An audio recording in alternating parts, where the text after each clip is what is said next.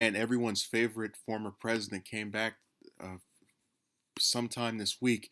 And let's read what he said. Former President Obama cautioned the crowded Democratic 2020 primary field from moving too far to the left, saying voters could be turned off by messages calling for massive societal and government transformations. Even as we push the envelope and we are bold in our vision, we also have to be rooted in reality, Obama said at a meeting of fundraisers, according to the New York Times, which was in attendance at the event. The average American doesn't think we have to completely tear down the system and remake it. The former president cited healthcare and immigration as issues where central proposals from 2020 contenders, none of whom he mentioned by name, may be beyond the pale for many voters. His comments could be implied as critiques of Senators Bernie Sanders and Elizabeth Warren, who have called for a political revolution and big structural change, introducing policies that could eliminate private health insurance and place a moratorium on deportations. Obama, who is still widely liked among the Democratic Party faithful for no damn reason, recognized that 2020 candidates would have to move beyond his White House platforms, but that there could be a limit to how far left the contenders' plans could go. I don't think we should be deluded into thinking that the resistance to certain approaches to things is simply because voters haven't heard a bold enough proposal. And if they hear something as bold as possible, then immediately that's going to activate them. Obama has expressed worries in the past that the 2020 field could be too liberal, saying in April that progressives could be adopting purity test. So he's making his little goofy comment. Um, I always love it when they do they're going too far left thing. What is that based off of? You just had a moderate broad that all of you came out and endorsed and buck danced for lose to a game show host who never held any office before. A broad who said single payer is too far left, got smashed.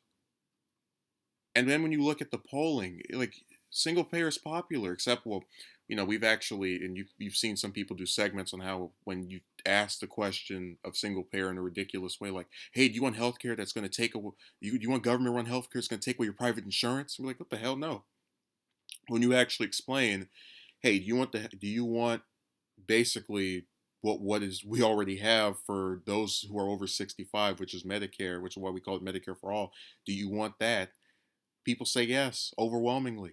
And when you say, hey, there's going to be a tax increase, but you're going to save money in the long run because you're going to see an elimination of deductibles and copays and all these other little goofy ways they find to get extra money out of you, it polls well.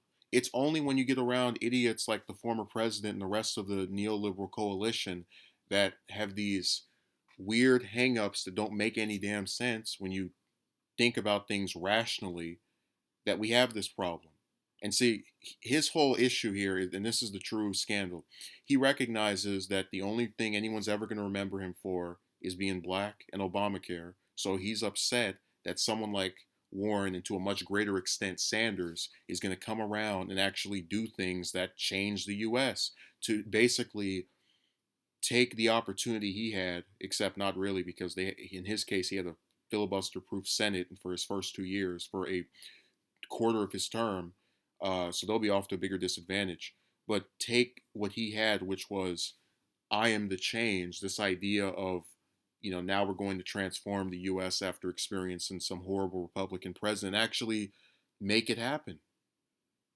So it's more hysteria on his part.